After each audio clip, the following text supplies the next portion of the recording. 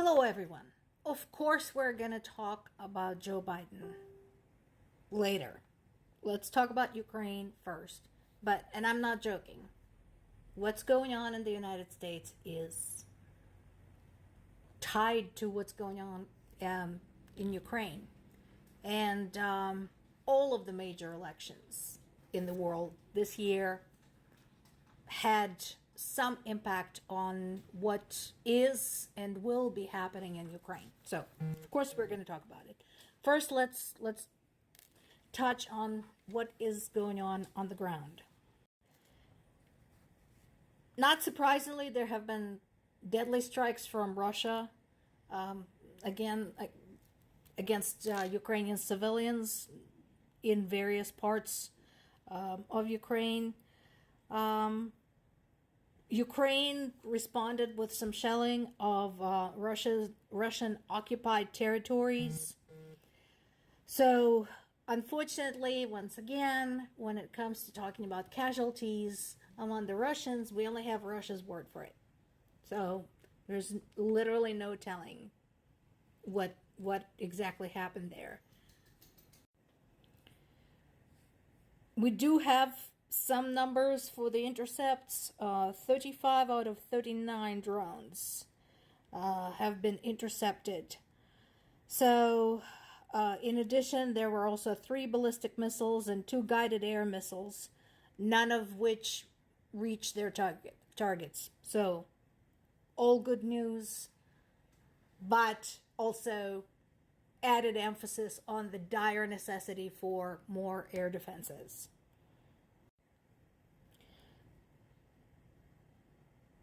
This is a somewhat older piece, so I wanted to point out this part of it. I don't think we covered it last week.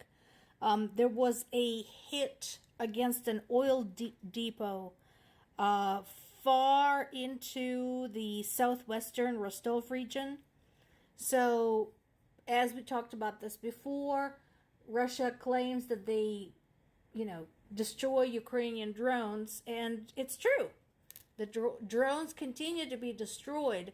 For some reason, Russia's preferred method for destroying Ukrainian drones is using their own buildings. But hey, if it works for them, that's just fine with me.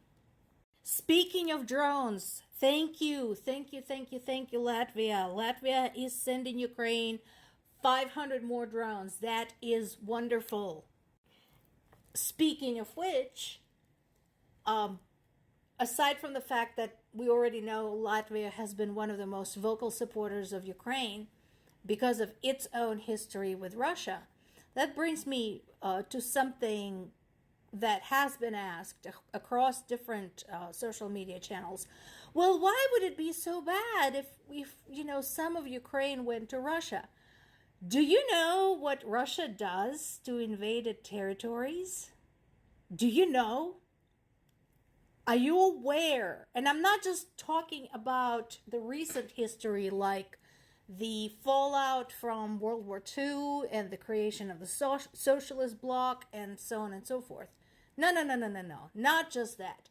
I am talking about Russia's history as a whole and Russia's history of invasion and occupation and discrimination and nationalism and extermination of local people.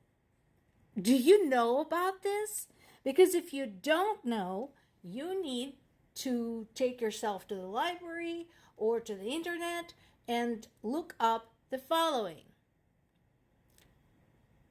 Russia's history with Baltic states, Russia's history with Finland, Russia's history with Poland, Russia's history with Ukraine, Russia's history with Turkey, Russia's history with Caucasus states, Russia's history with Mongolia, Russia's history with Japan. And that's just the tip of the iceberg. Go look those things up and see for yourself. I'm not going to tell you what Russia does to people when it hacks off a piece of another country.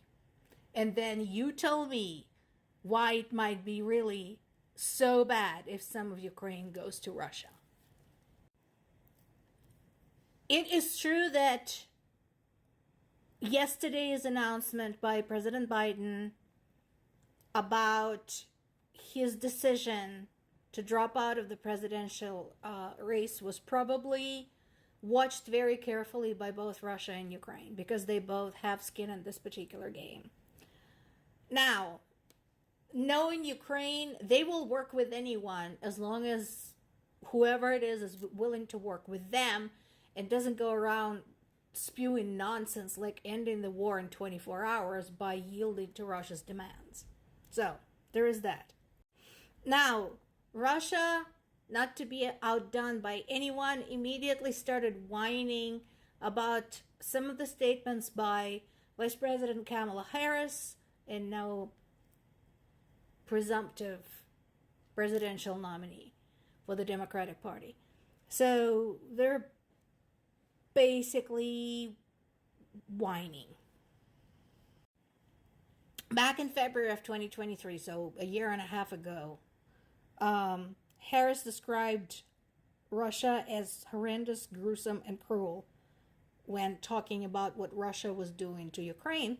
I fail to see the problem with those statements. They are. And what they're doing there is horrendous, gruesome, and cruel. They're carrying out an act of genocide in Ukraine. So I fail to see the problem with her statements, but apparently poor little men, children in Russia want to whine about it. Well, good luck with that. I will enjoy watching her kick their butt.